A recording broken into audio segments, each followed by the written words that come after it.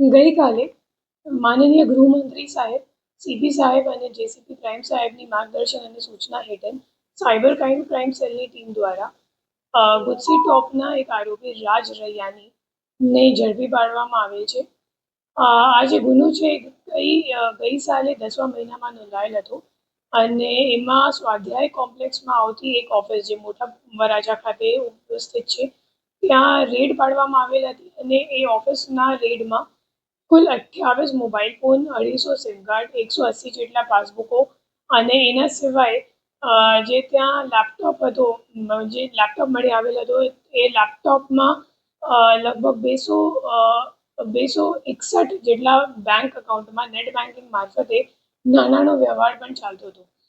તો આ રેડમાં જે મુખ્ય ગેંગ લીડર છે મિલન દરજી, એ મુખ્ય રીતે દુબઈ ખાતેથી કામ કરે છે અને જે રાજ રૈયાની છે એને એમનો કૌટુંબિક ભાઈ તરીકે એમને સંપર્કમાં આવ્યો હતો અને જે ચાઇનીઝ ગેંગો સાયબર ક્રાઇમ આચરે છે એમને જે સાયબર ક્રાઇમ આચરવા માટે જે બેંક એકાઉન્ટનો ઉપયોગ થાય છે તો એ ઉપયોગ પૂરી પાડવા માટે તમામ બેંક એકાઉન્ટો પૂરું પાડવા માટે રાજ રૈયાણીની મુખ્ય ભૂમિકા હતી આખા ગુનામાં. એના સિવાય આ ગુનામાં અગાઉ 12 આરોપીઓ પણ પકડાયેલ હતા. આ તમામ આરોપીઓ સામે દેશભરમાં કુલ 29 જેટલા ફરિયાદો નોંધાયેલ છે. એના સિવાય આ તમામ આરોપીઓ પાસેથી અમે લોકોને 1029 જેટલા બેંક ખાતાઓનો પણ માહિતી મળી છે. એ તમામ ખાતાઓ સામે NCCRPમાં 1800 જેટલા સાયબર કમ્પ્લેન્ટ્સ ઓલરેડી નોંધાયેલ છે. તો હું સાયબર સેલ અને સુરત પોલીસ વતી હું લોકોને અપીલ કરું છું કે તમને કોઈ પણ પ્રકારની લોભ લાલચમાં આવતા નથી. કમિશનના માટે, નાની કમિશનના માટે તમે તમારું નામ દુરુપયોગ કરે એવા ગેંગોને નથી આપતા, કેમ કે એ જે તમામ બેંક એકાઉન્ટો છે કે સિમ કાર્ડ છે એ સાયબર ક્રાઇમમાં સાયબર ફ્રોડ કરવા માટે ઉપયોગ થાય છે અને કાયદેસર રીતે તમારી પણ જવાબદારી આમાં નથી થઈ શકે અને તમે પણ આનો ભોગ બની શકો.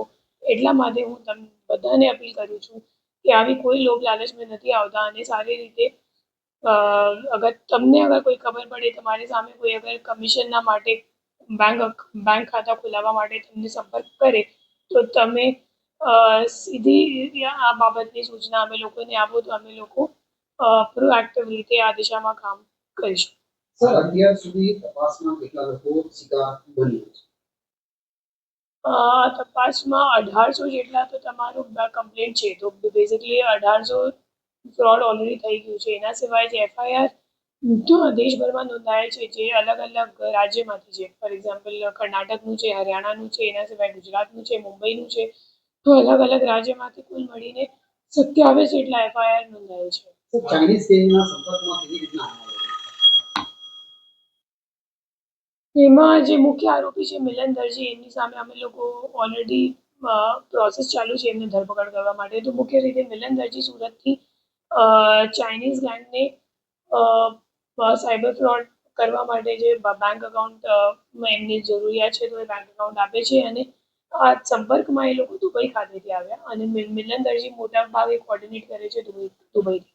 આજનો પકડાયેલ આરોપી છે, નામ શું છે અને